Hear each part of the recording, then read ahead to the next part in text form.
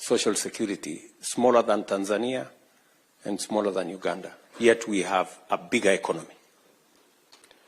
But I made the decision that we are going to change the regulations and the law governing savings in Kenya. Why? Because investment is a function of savings. You cannot invest if you don't have any savings. You have nothing to invest. And just for your information, China, savings in China is 55% of their GDP. In Kenya, we were at 8%, maybe 9%, maybe 10%. It is my intention to push savings as a percentage of GDP to between 25 and 30%. That is where a majority of countries are. And because of the changes we have made, the good news is that while we collected or saved 320 billion shillings for 60 years, in 2 years, we have doubled our savings, just in 2 years. By the end of this year, we will have 650 billion shillings saved because of the changes we have made. And by 2027, we will have 1 trillion saved.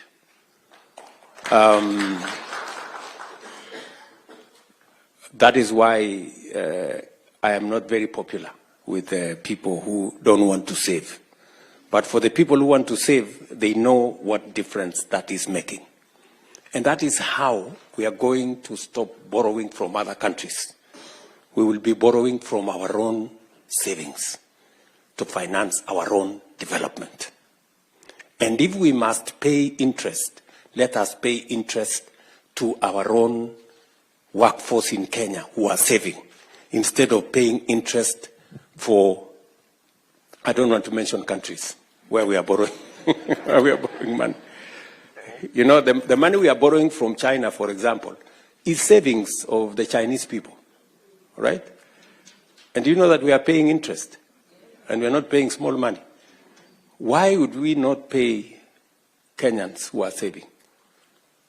That's the question I ask. So I'm very happy with the progress that we are making, and progressively people are beginning to see the reality of some of the interventions we are undertaking. I am also sure that you are aware that we have reformed our funding of our education system. We have straightened the CBC program that your chairman talked about. In 2022, there was a very big debate as to the implementation of CBC and the direction it was going. Immediately I came into office, I set up a presidential task force that gave us a way forward.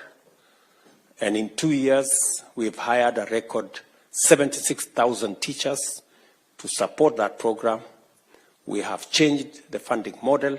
Today, the 23 universities that were almost bankrupt, if you speak to the vice chancellors of those universities, they will tell you the new funding model. And I have one chancellor here, who is a member of the diaspora. This Chancellor of Cooperative University, he will tell you that that new funding model has made a whole difference in funding our universities and making sure that children, especially from poor backgrounds, get scholarships up to 90%, so that we give equal opportunity to all our children and that our education system leaves no child behind.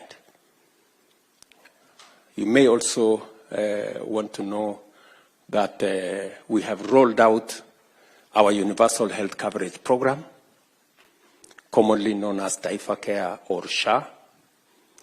And I was looking at the numbers last night. I get a report every evening at 10 p.m.